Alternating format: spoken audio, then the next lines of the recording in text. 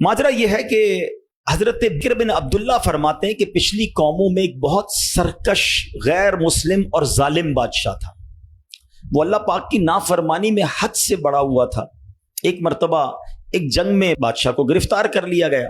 اب اتنا ظالم تھا کہ جنہوں نے گرفتار کیا تھا انہوں نے کہا اب اس ظالم بادشاہ کو تو تڑپا تڑپا کے مارنا ہے. طے یہ پایا کہ اس کو ایسا کرو کہ تانبے کی ایک دیگ میں ڈالتے ہیں اور اس کو اونچی جگہ پر لٹکاتے ہیں اور نیچے آگ جلاتے ہیں تاکہ یہ جل بھون کر مر جائے.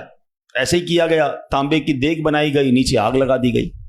اب آہستہ آہستہ جو ہے وہ دیگ گرم ہوئی. بادشاہ کی حالت خراب. پوری دیگ گرم ہو جائے تو جسم جھلسنے لگا. اس نے پہلے تو جھوٹے خداؤں کو پکارا, مگر جس ساری زندگی جن کے آگے پیشانی رگڑی تھی انہوں نے کیا جواب دینا تھا؟ کسی نے کوئی جواب نہیں دیا, کوئی مدد نہیں آئی.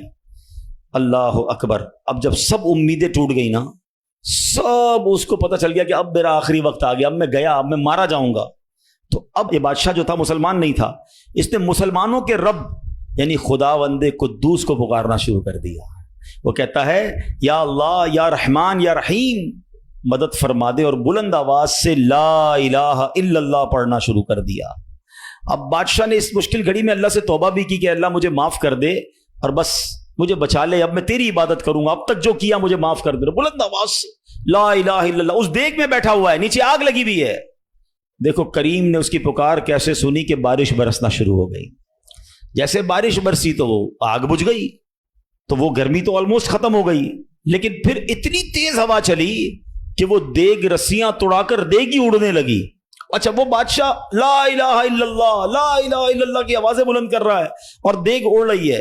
اب دیگ اڑتے اڑتے اڑتے غیر مسلم قوم کا جو قبیلہ تھا وہاں جا کے گر گئی.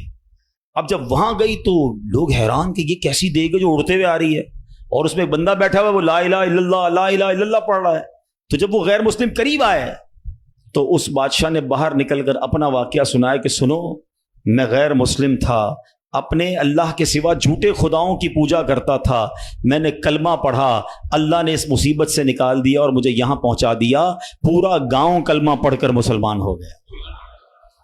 اللہ کی جو نا قدرت کے نظارے ہیں. اللہ ایسے نکالتا ہے بندے کو کہ سمجھ بھی نہیں آتی. بات وہی ہے کہ دل سے اسے پکارنا ہے, مگر دل سے گر گڑا کر توجہ کے ساتھ, فوکس کے ساتھ. پھر دیکھو آپ کی مشکلیں کیسے ٹل جاتی ہیں.